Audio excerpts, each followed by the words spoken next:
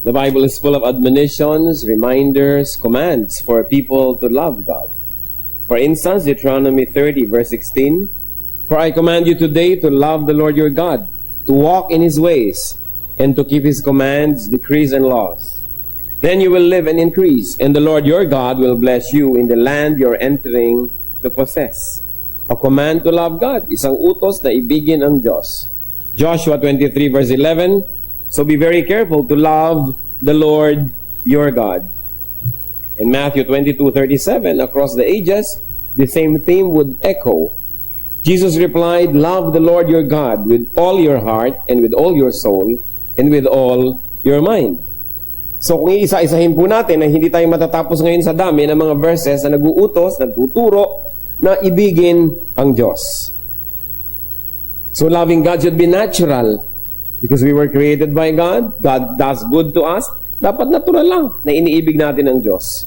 Psalm 116 verse 1, "I love the Lord for He heard my voice. He heard my cry for mercy." So syempre, yung lagi nakikinig sa atin, tumutulong sa atin, natural na mamahal natin. So loving God is only natural. And loving God is necessary. Kailangan din. Hindi lang natural, dapat din at kailangan nating ibigin ng Diyos. Psalm 31 verse 23, "Love the Lord all His saints. The Lord preserves the faithful, but the proud He pays back in full." So kung minamahal natin ang Diyos at faithful tayo sa Kanya, iniingatan niya tayo. So kailangan mahalin ng Diyos, natural mahalin ng Diyos. 1 Corinthians 16:22, "If anyone does not love the Lord, a curse be on him." So ang hindi iibig sa Diyos ay sumpain. Malinaw na malinaw. Ibigin ng Diyos, mahalin ng Diyos, utos, itinuturo, may mga benefits, natural lang. Pero ang tanong, how can material, physical, and to see it to believe people love God who is a spirit, who is invisible? Paano ba iniibig yung hindi nakikita? Paano ba minamahal yung hindi mo naman nadidinig talaga yung tinig na eto, may sound waves na didinig mo talaga? Paano namamahal yung hindi nayayakap at hindi yung mayakap, hindi nag-aabot ng kape? Paano namamahal yung nasaan nga ba siya? How can we love God and how can we love an invisible God? Yan po ang pamagat ng ating pag-aaral at nawa pagpalain tayo ng Panginoon at magpakilala pa siya ngayon ng higit sa dati. Salamat Panginoon, maaari po kaming magbulay-bulay, mag-aral na yung salita. At dahil inuutos nyo at itinuturo na kayo mahalin, ituro nyo nga sa amin kung paano ginagawa ito, gayong hindi namin kayo nakikita. Reveal yourself to us in many and deeper ways. And Father, may you enable us to really love you. As we study this topic, be our teacher, please. Be our speaker. Lift us up out of ignorance, out of being underinformed, out of little knowledge, so we can know you more. We can love you more. Father, release us from the bondage of darkness. Hayaan nyo kaming makakita ng dapat makita, makarinig ng dapat marinig, matuto ng dapat matutunan. We surrender our all to you. We bring every thought captive to the name of Jesus. And we ask you, Father, let your will be done. Kayo po ang masunod, kayong makapangyari. Kung anong nais nyo, siya pong maganap. Sinusuko namin ang aming mga kagustuhan, ang aming sarili, and we ask you, Father, that your will be done to your people. In Jesus' powerful name, we reject the work of evil and drive away the presence of evil. And we ask you, Father, we ask you, Holy Spirit, lead us so we can see and hear, we can know and become. Lead us. Be our speaker, Father. In Jesus' mighty name, we seek you confidently. How can we love an invisible God? Paano natin maiibig ang Diyos na di naman nakikita? Unang-una po, see God the way He wants to be seen. Kailangan tingnan natin, sulyapan, titigan ang Diyos kung paano niya gustong makita siya at hindi sa paraan na gusto nating makita natin siya. Do not insist on seeing God physically. Huwag pong ipagpilitan na makita ang Diyos ng ating mga mata. Because God is Spirit. John 4:24, God is Spirit. Siya is Espiritu at hindi talaga nakikita. Huwag nating ipagpilitan na makita natin siya sa paraan na nakita natin ang ating kapwa-tao. Why? Because to see God is to die. Bakit? Exodus 33 verse 20, but he said, you cannot see my face, for no one may see me and live. So yung nagpipilit makakita sa Diyos, die first to see God.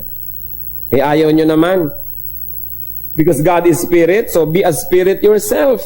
Kung gusto nyong equal plane ang inyong pagtitinginan, you should enter the spiritual world. Live the physical one. Ibig sabihin, humiwalay ang ating espiritu sa ating katawan, pwedeng mangyari.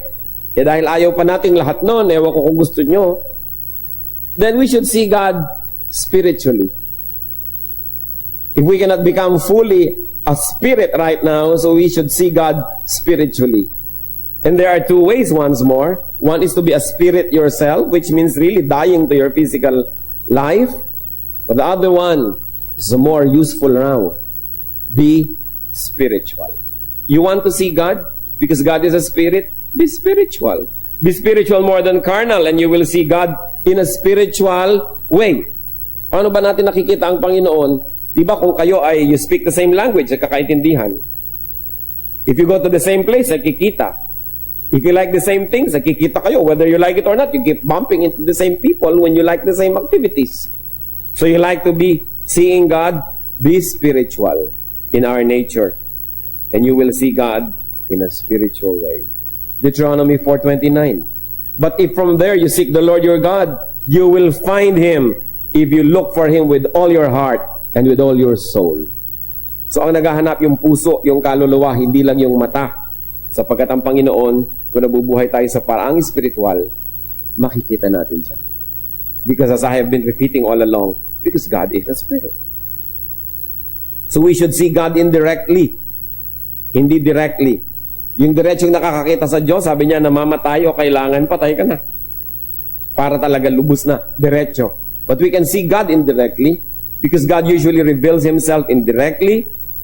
In other words, through reflections. Through reflections, we can see God. 1 Corinthians 13:12. Now we see but a poor reflection as in a mirror. Then we shall see face to face. Pero kailan yun? Then, later, when the Lord comes. Now I know in part, then I shall know fully, even as I am fully known, even right now. So kilala ako ng Diyos buo ngayon, pero konti lang pagkakilala ko sa Kanya, hindi lubos. Ngayon nakikita ko lang, reflection, pero darating ang panahon, face to face. In other words, ang Panginoon sa Biblia, nakita po natin kung paano magpakilala. Sometimes darating light. Sometimes sound. Mga dumadagundong na mga kulog o mga kidlat o sabay. Nagpakita ang Panginoon kay Moses as burning bush. Nag-aapoy lamang na isang kahoy doon, isang halaman tuyot. Nagpakita at nagsabit, nagparinig ang Panginoon sa pamamagitan ng mga prophets niya.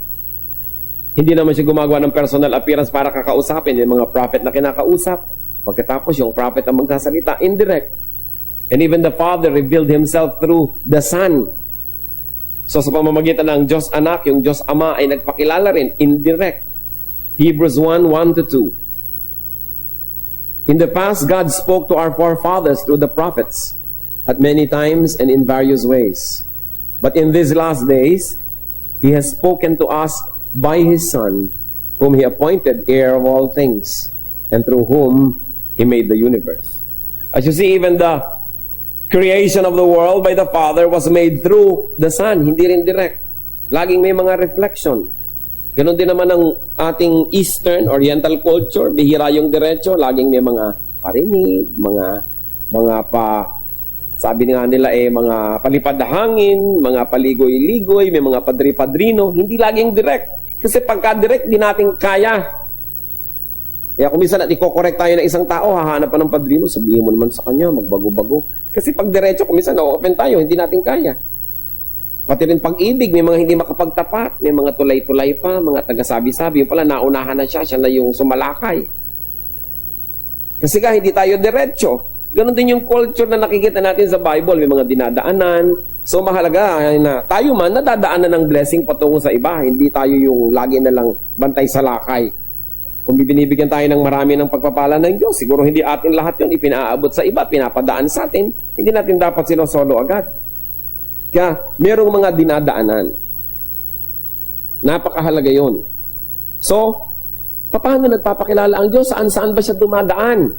We can see God through, first and foremost, His Word.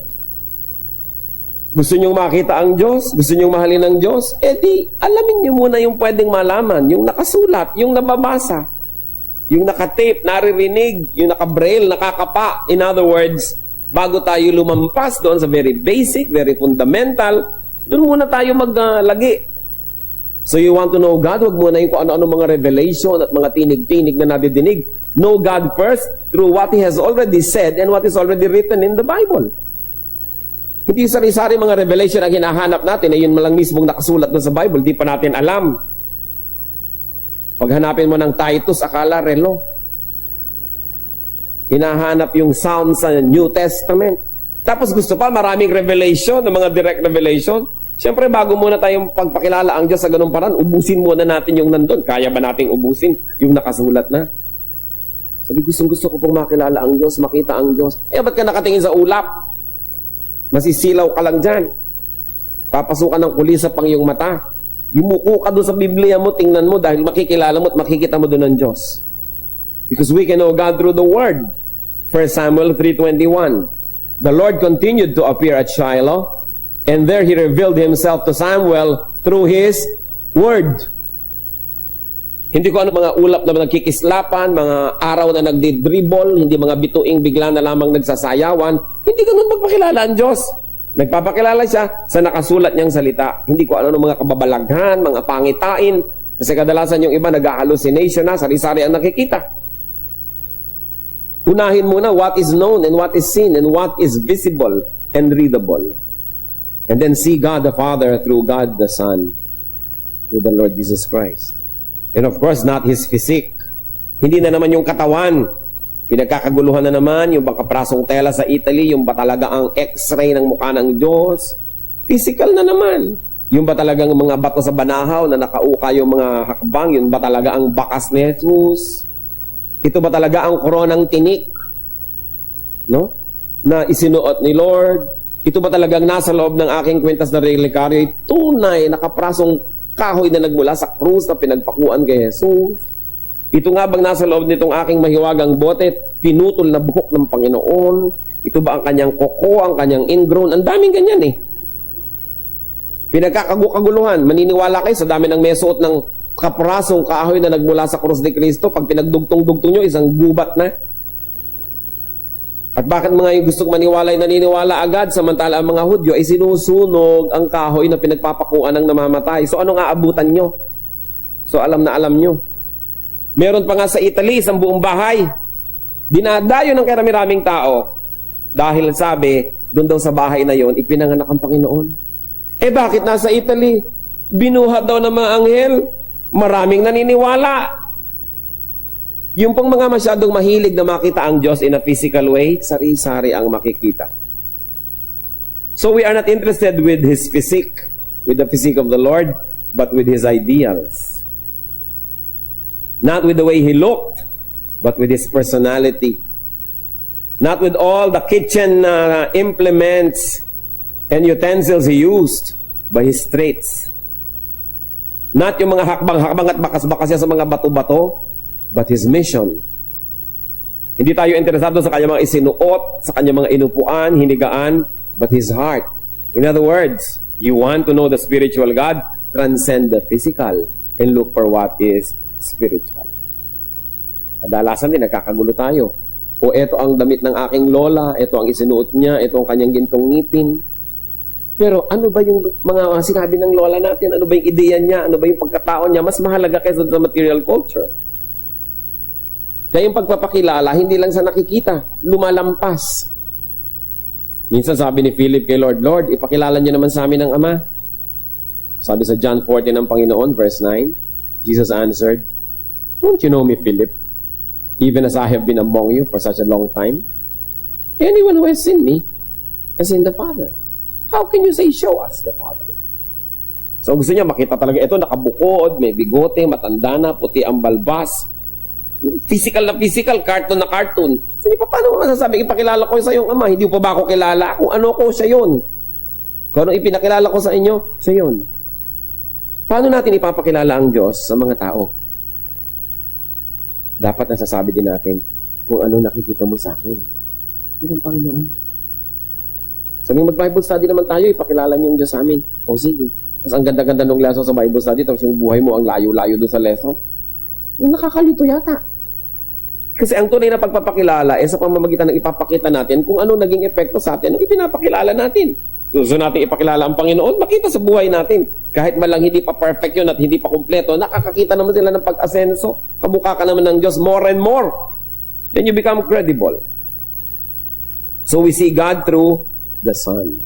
We also see God through creation.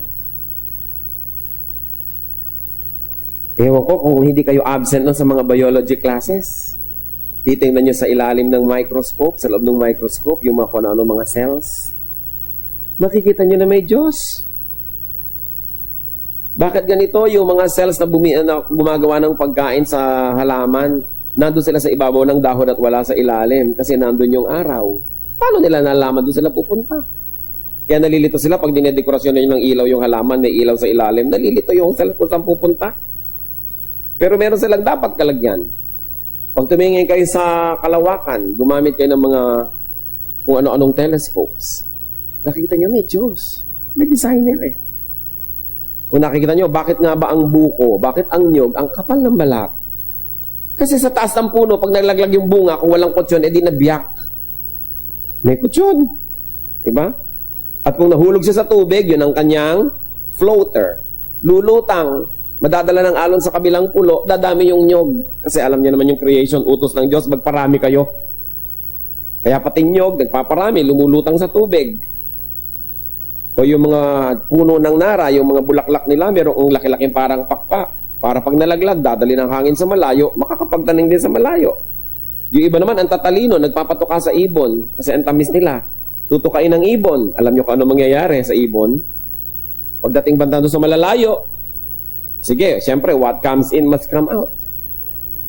O dito naman lalabas yung buto. O doon na natanim, may kasama pang fertilizer agad. Tutubo na naman. Alam niyong may Diyos. Pag nahiwa kayo, bakit nag-aampat yung dugo pagkatapos nun? Ang nangyayaring proseso. Kung paano yung mga cells natin ay sumasabog pag nasa may mga bunga dito at may oxygen and they release threads like thrombins. Nagiging parang mga net. Sinasalo nila ngayon yung mga ibang cells ng blood. Kaya sila naaampat pag nahahanginan, tumitigas. So, tumitigil ang pagdugo. Alangan namang tsamba yun. Kaya sabi sa Colossians 1:15, He is the image of the invisible God, the firstborn over all creation. And Romans 1:20, For since the creation of the world, God's invisible qualities, His eternal power and divine nature, have been clearly seen, being understood from what has been made, so that men are without excuse. Sabi, mula pa noong umpisa, nung nilikha ang Diyos, ayan nagpapakilala na ang Diyos mula sa mga bagay na kanyang nilikha. Hindi mo na kailangang akyatin yung langit para mo siya makita. Biyakin mo lang yung nyog. Malalaman mo na, ang linis naman ng tubig nito. Paano nangyari? Hindi ba kayo nagtataka ang mga halaman? Yang lupa, pareho lang naman. May puno ng siniguelas, may puno ng mangga, may puno ng kamatis. Pare-pareho lang ang sinisip-sip nila ng nutrients, pare-pareho lang lupang nananiman. Ang bunga naglalabasan, iba. Pag dumaan na sa kanila, napipili nila na, itong ilalabas ko, yung ganitong lasa, yung ganun. May creator. Kaya sabi, walang excuse ang tao. Para hindi yung sabihin, hindi ko naman kasi nakita ang Diyos. Huwag mo akong sisihin na hindi naniwala. Wala naman ako nakitang proof. At ang lagay, lahat ay tsamba. Bakit yung mata natin nakakakita? Bakit kurap ng kurap? Hindi mo na iniisip kumurap. Alangan namang may tatalsik. Iisip yung pang kumurap. Kurap. Natalsikan ka na. So nagkukusa na. Inuutusan nyo ba ang puso nyo pumintig lagi? Kahit tulog nga kayo, pumipintig. Kasi may designer. Sabi siya sa creation of the world, the invisible nature of God is seen through the visible things that He created. So, nakikita pala natin ang Diyos. Huwag kayo magreklamong di natin nakikita. Hindi ba yung mga katutubo, lalo yung mga Indian sa mga pelikula, titingnan nila, may apoy dito, alam nila, 3 hours ago may nagsindi dito. Nakita lang nila yung ginawa, alam nilang may gumawa. Titingnan nila yung mga bakas-bakas sa mga hayop. Alam nilang, may hayop na dumaan dito, may bakas eh. Ano ba ang bakas ng Diyos sa buhay natin? Kailangan pa ba natin siyang makita literally para maniwala? Paano pa nakikita ang Diyos mula after creation? Nakikita natin ang Panginoon through personal revelation to us.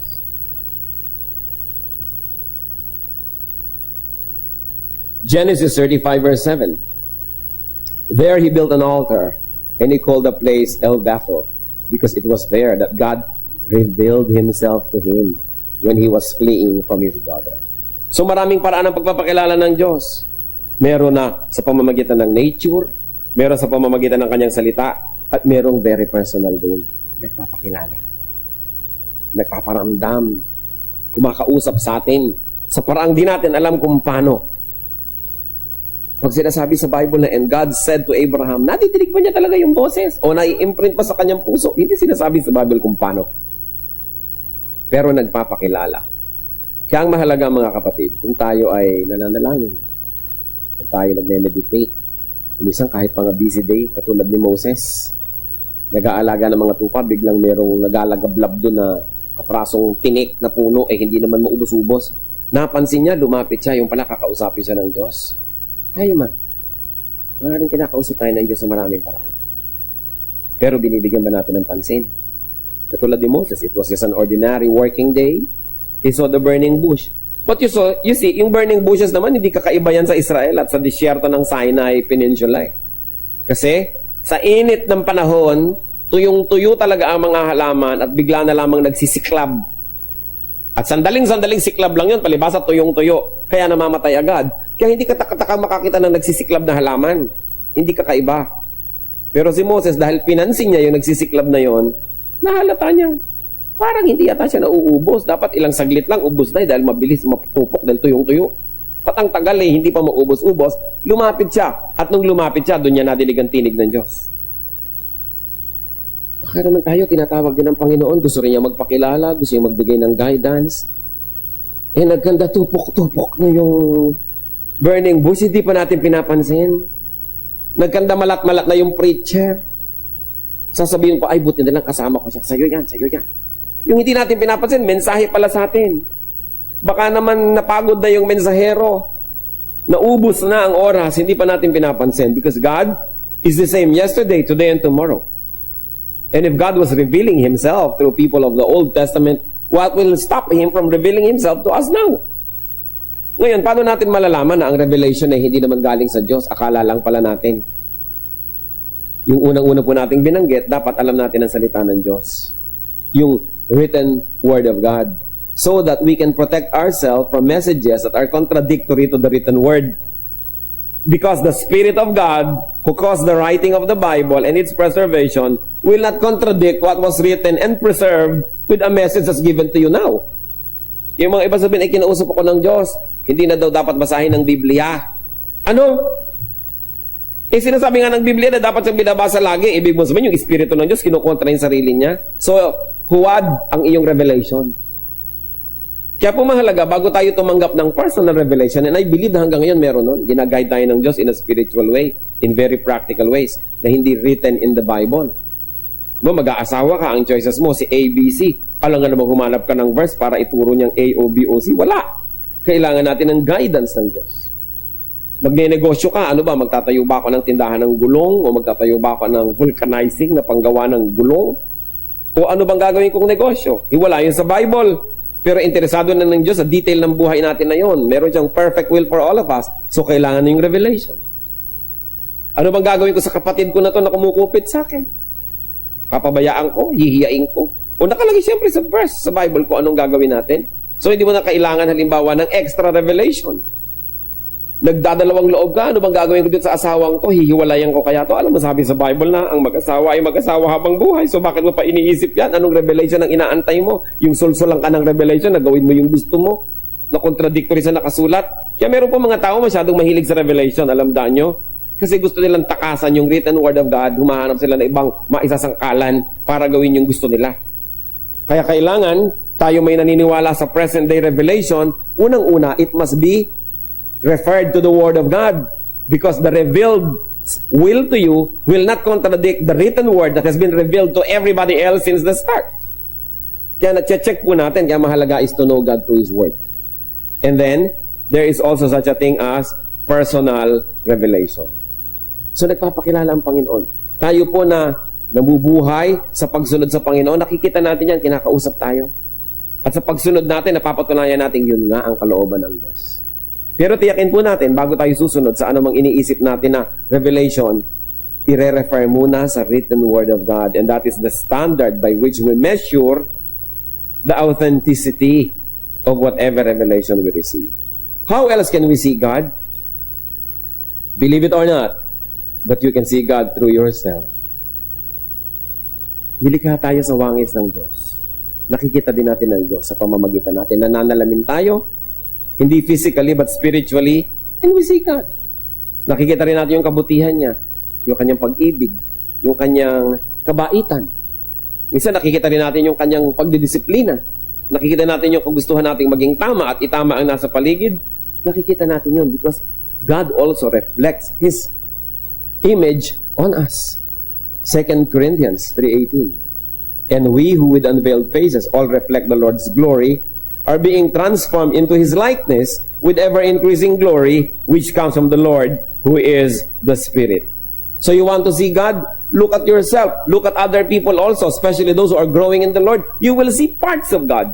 You will not see the whole of God, but you will definitely see parts of God. So ano pong makokonclude natin? That God is not really invisible. That God is not really impossible to see. Kaya lang, hindi natin dapat ipilit na makita siya in a physical way. Those who insist on seeing God physically end up making their own gods. Yan ang panganib. Yung nagpipilit na makita ang Diyos sa isang paraan na physical, sa pamamagitan ng mata, mahipo, sa pamamagitan ng kamay, ay gumagawa at umiimbento ng kanilang mga Diyos-Diyosan. At itong dahilan, kaya naging talamak ang idolatry. Hindi kontento ang tao na makita ang Diyos sa spiritual way, through His reflection, indirectly, through His word. Gusto pa nila physical masyado. Kaya gumagawa sila ng mga Diyos-Diyosan. Psalm 115, verses 2 to 8. Why do the nations say, where is their God? Hinahanap daw ng mga bansang hindi mananampalataya. O nasaan ang Diyos nyo? Nasaan? Patingin! Our God is in heaven. He does whatever pleases Him. But as for these people, na gustong nakikita ang Diyos, but their idols are silver and gold, made by hands of men. They have mouths but cannot speak, eyes but they cannot see. They have ears but cannot hear, noses but cannot smell. They have hands but cannot feel, feet but they cannot walk, nor can they utter a sound with their throats. Those who make them will be like them, and so will all who trust in them. So itinatanong dito, bakit ba tinatanong ng mga taong ayaw maniwala sa Diyos kung nasa ng Diyos natin? Ewan ko kayo, kung natatanong kayo ng mga kamag-anak nyo, o magsisimba na naman kayo, wala naman kayong Diyos doon. Nasaan? Patingin. Kailangan nahihipo, nahahaplos, napupunasan, nakikita. Sabi niya, yan daw sinasabi ng mga nations, where is their God? Sabi niya, our God is in heaven. Wala dito. Spiritually, narito, pero ang kanyang lubos na presensya, wala rito. At ginagawa niya kung anong dapat gawin, pero ang mga Diyos-Diyosan daw, nung mga gusto yan, ayan, silver and gold, gawa lang ng kamay ng tao. May bibig, may labi, pero di nakakapagsalita. May mata, pero di nakakakita. May tainga, pero hindi nakakarinig. May ilong, pero hindi naman nakakaamoy.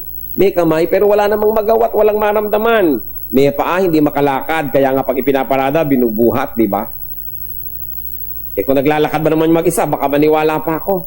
Hindi, bubuhatin ko, tapos sasambahin ko, ako lang nagdadala sa kanya. Bakit? Sabi, hindi naman sila nakakapaglakad. Pag natumba, kailangan mo itayo. Pag umulan, kailangan mong payungan.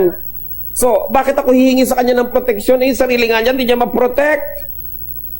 Sabi, they cannot even utter a sound with their throat. Sabi, in other words, wala silang magagawa, wala silang kayang gawin.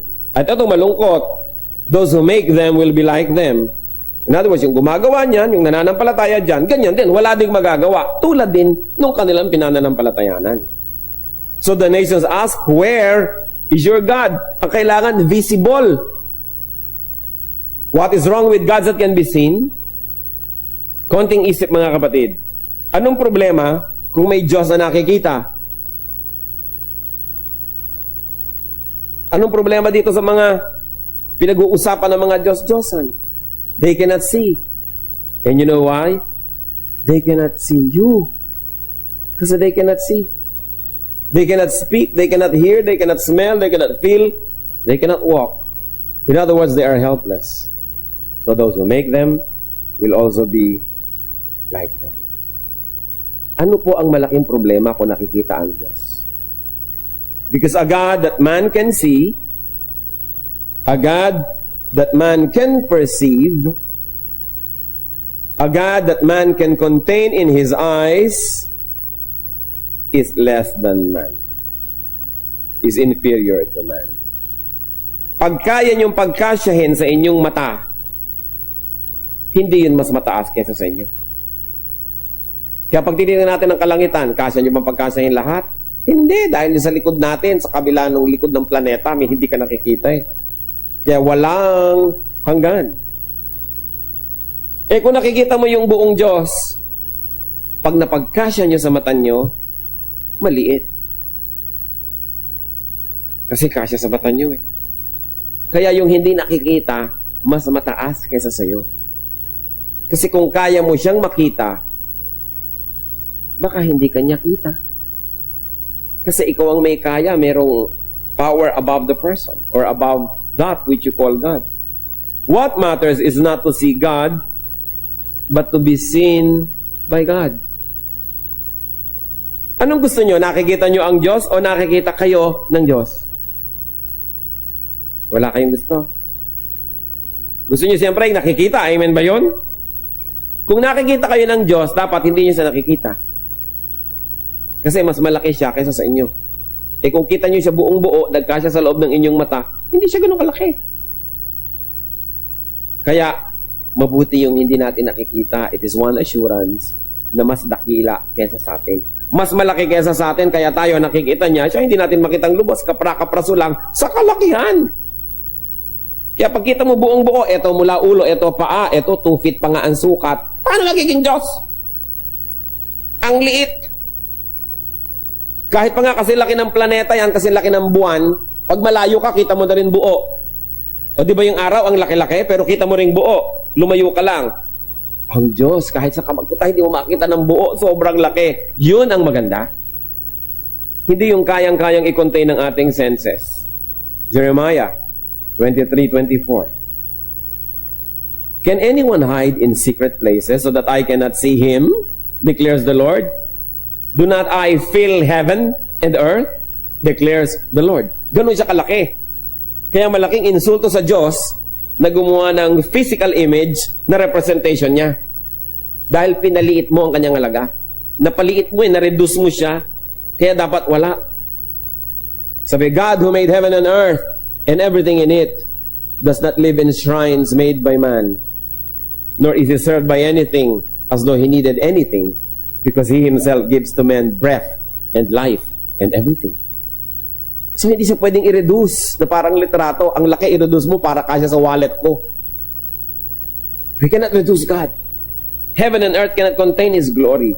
So we content ourselves in not seeing Him fully, but only right now in seeing Him through reflections, seeing Him partially, seeing Him in us and in others. At pagdating ng araw, makikita na natin siyang ganap kung tayo ay kamukha na niya. Ibig sabihin, hindi na tayo encumbered and imprisoned by this body. Hindi na tayo basta physical lang, because the Bible says, in a twinkling of an eye, we shall be changed. We shall be like Him, and we shall see Him because we will be like Him. Hindi yun para sa panahon na ito. Kaya huwag ipagpilitan. Ang mahalaga, sa kalakihan niya, kahit saan tayo sumuot, kahit saan tayo pumunta, kita niya tayo, yun ang importante. That He is greater than we are. Psalm 139, verses 7 to 12. Where can I go from your spirit?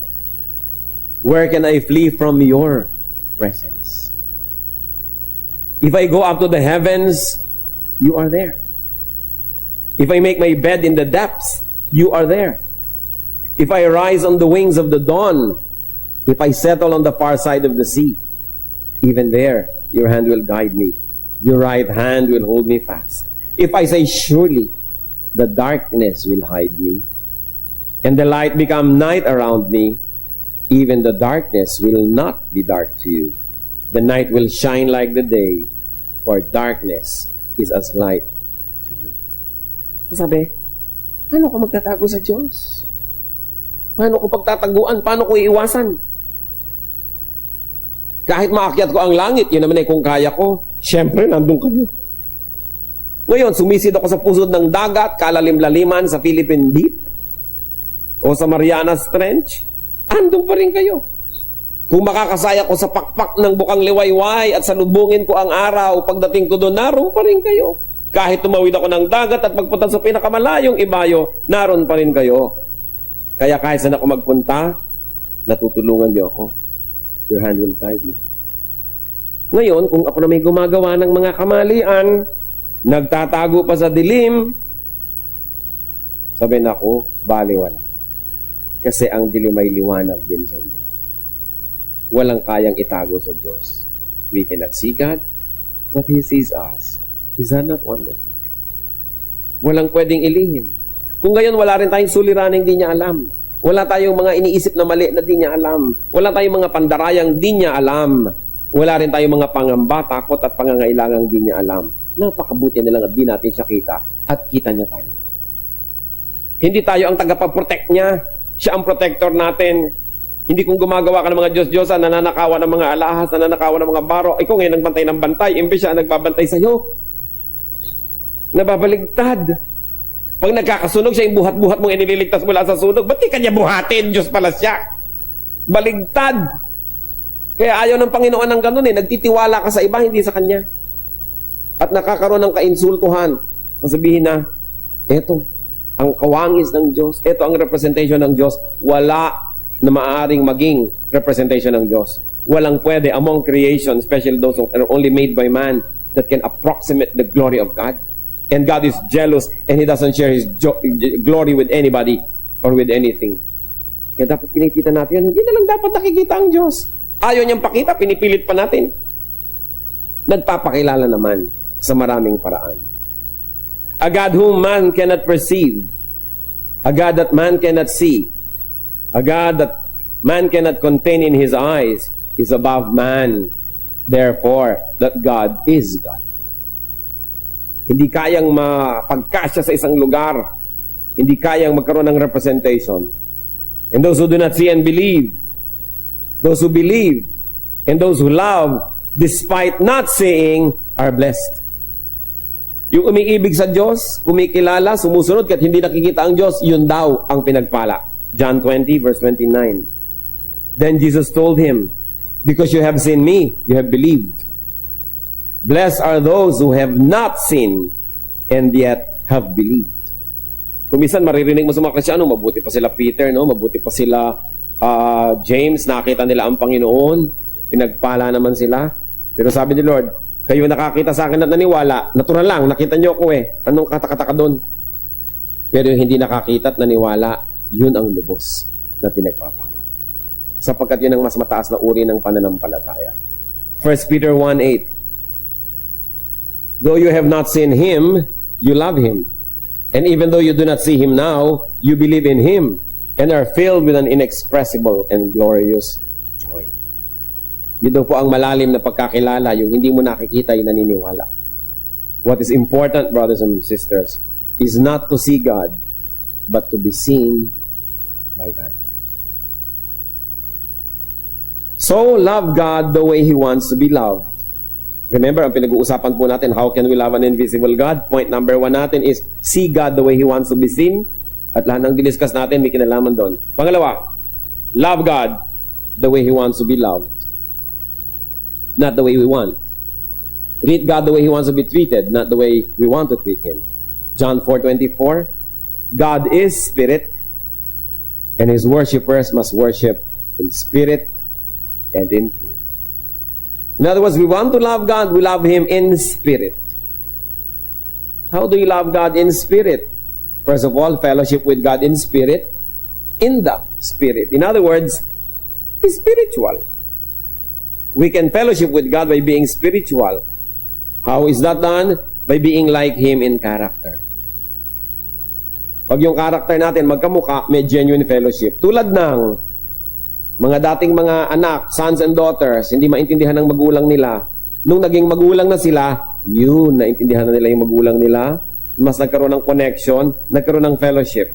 Nagkakaroon tayo ng connection and fellowship with God. We get to understand God. We get to know more God. When we become like God in character. Katulad ng hindi mo naiintindihan yung mga manager sa opisina, nung naging manager ka, naiintindihan mo, then you can have genuine fellowship because you really understand each other. Because you know each other. You say, now I know Him, kaya pala.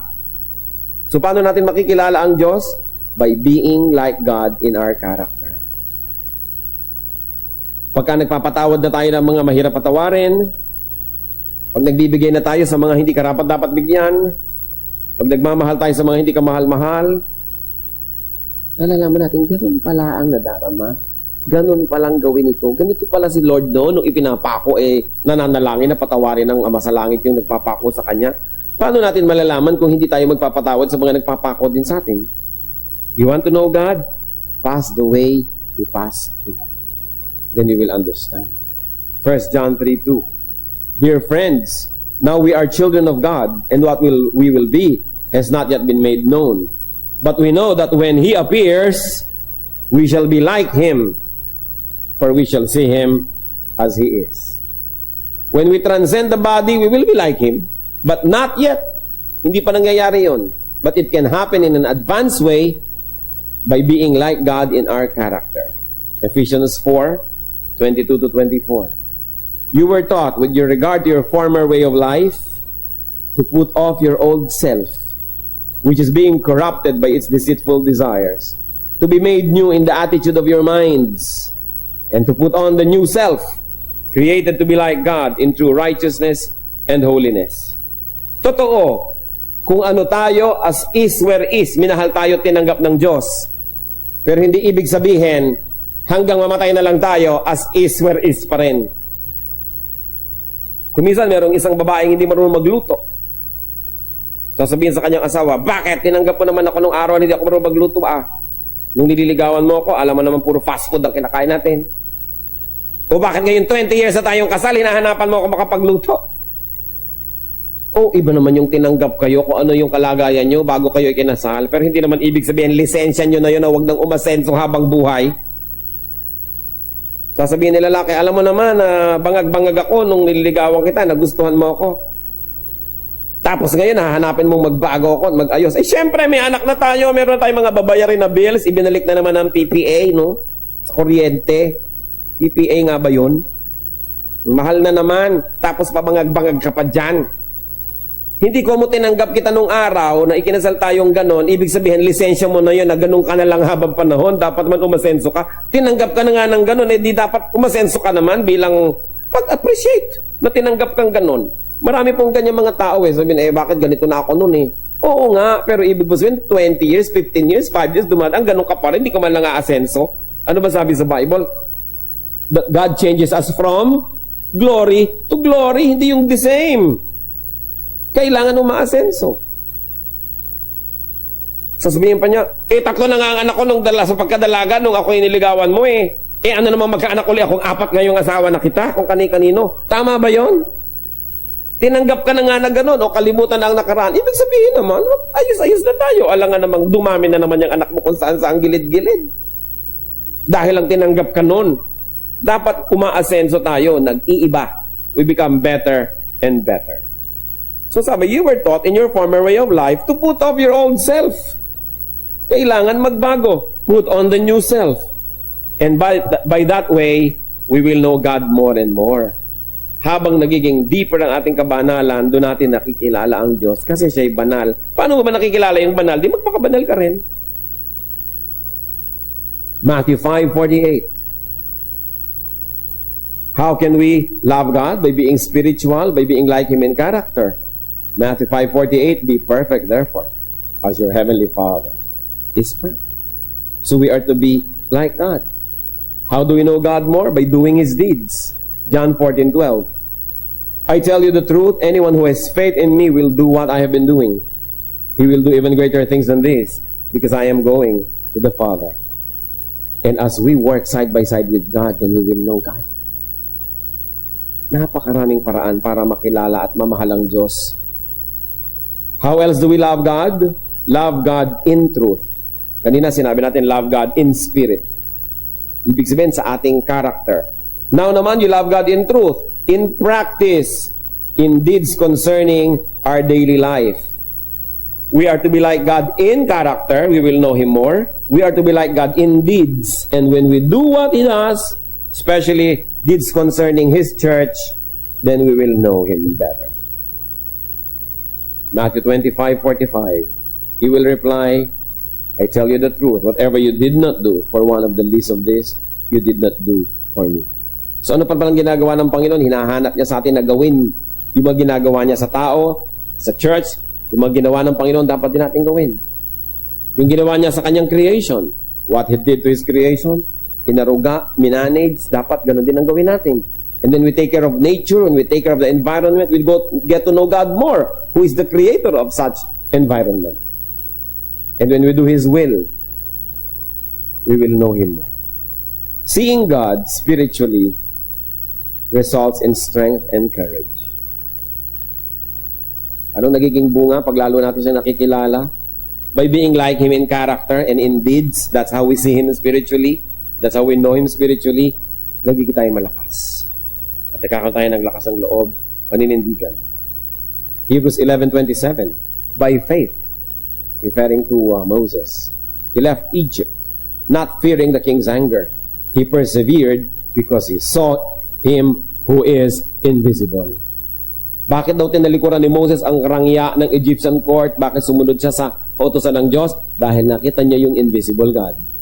Dahil nagpakita ng reflection, nagparinig ng tinig, ipinakita ang kalooban niya, at nung sinunod ni Moses habang sumusunod siya, lalo niyang nakilala ang Diyos.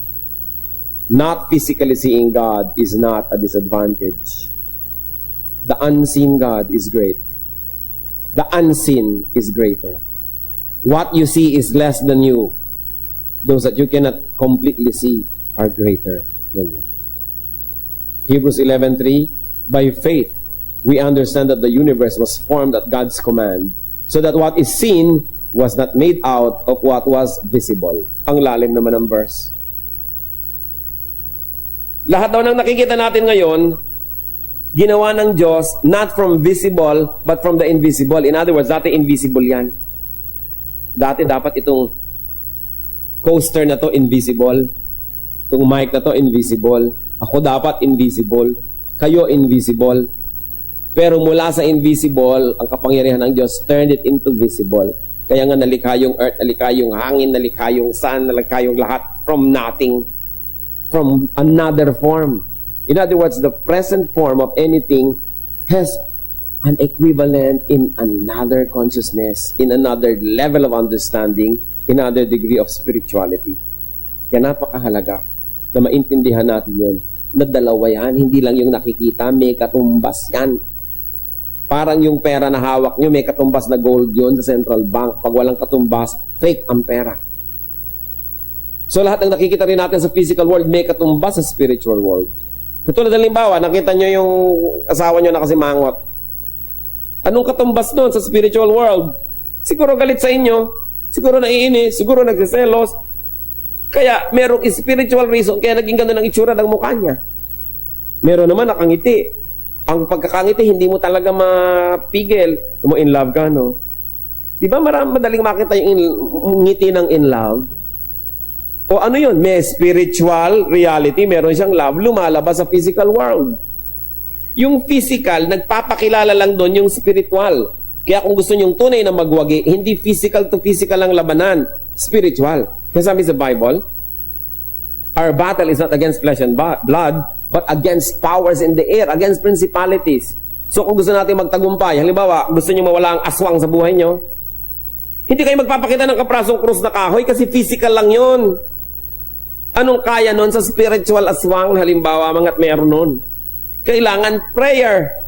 Kailangan a holy life. Kailangan relationship to God, which is in the spiritual reality. Doon pa lang sa spiritual level, pwedeng labanan yung mga masasamang espiritu. Pero lalabanan mo ng tubig, wisik-wisik, anong mangyayari? H2O lang yon. May butete pa kumisan. Natatakot ka sa aswang, bawang ang ilalagay mo. Eh kung espiritu ng aswang ang nagpapalakas sa kanya, bakit siya matatakot sa bawang? Samantalang nakita niyo si Satanas sumaharap sa Diyos, sa Book of Job. Bakit mo ngayon maitataboy ng tubig? Bakit mo itatabos ng picture? Bakit mo maitataboy ng kung ano-anong mga props? Paano mo maitataboy ng physical? Yung spiritual, mas mataas ang level nun. Kaya dapat ang labanan sa spiritual. Halimbawa, lagi na lamang akong kinakaya-kaya ng aking mga pagnanasa. Kaya some people will fast. So that they will deny the body, they will deny the urges and the desires para makarating sila sa spiritual level, and through prayer and a godly life, doon sila lalaban at doon na nanalo. At pag doon tayo lumaban, walang talo because God is already victorious. So nagagalit ako sa iyo, galit na galit ako, anong gagawin ko? Habulin kita ng taga. Pwede ba akong manalo? Manalo man ako, nakulong naman ako, nag-guilty rin ako, talo pa rin ako. So anong gagawin ko? I'll fight you in a spiritual way. I'll pray for you. At kung sobra kang nakakainis para ako magwagi, matatawarin kita. Paano mo ba ako maiinis? Nagpatawad na ako. Di panalo ako. Kaya dapat espiritu ang panlaban, hindi physical. Our battle is not against flesh and blood, but against powers in the air, against principalities. The only way to fight them is to go to the spiritual level and wage the battle there. How do you do that? By living a spiritual life and by using spiritual tools in the name of the Lord. And when we do that, we can never fail because Jesus Christ is victorious.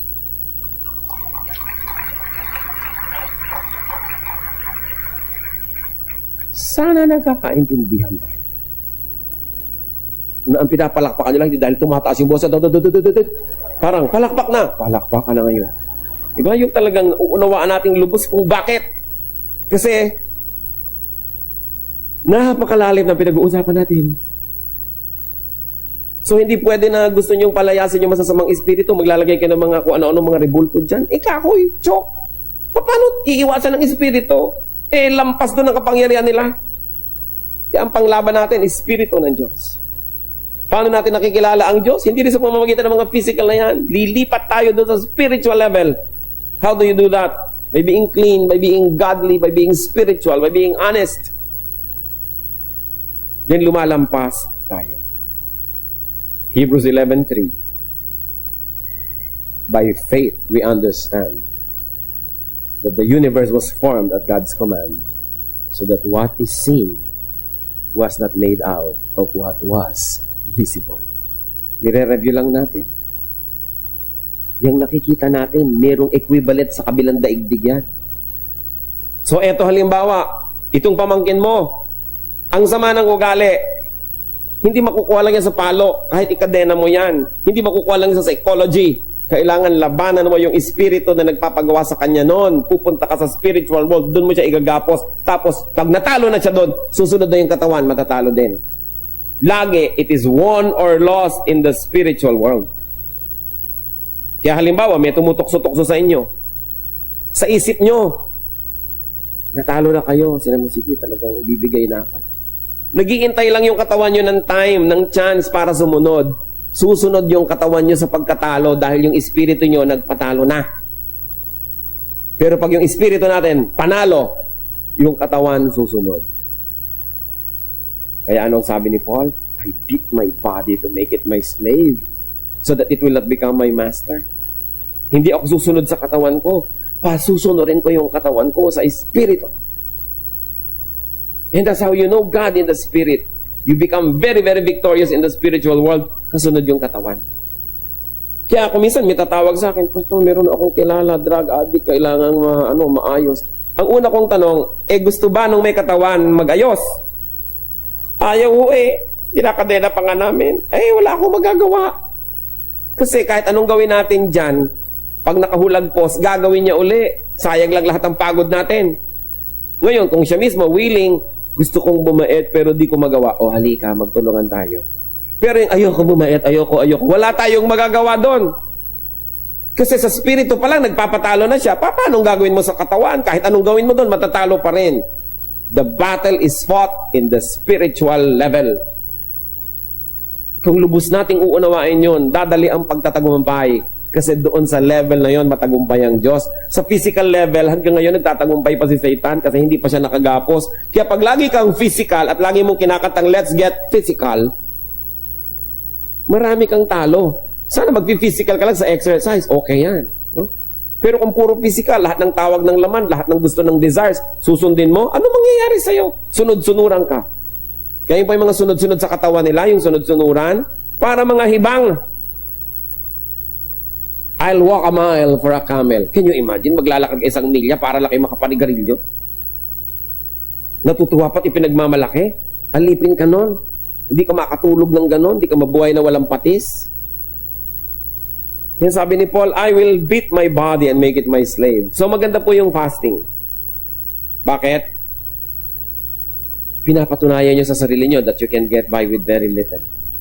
Kasi kung minsan, nagigita yung slave ng ating desires, akala natin hindi tayo mabubuhay ng walang comfort. That's why kung minsan nagka-camping, nagre-retreat.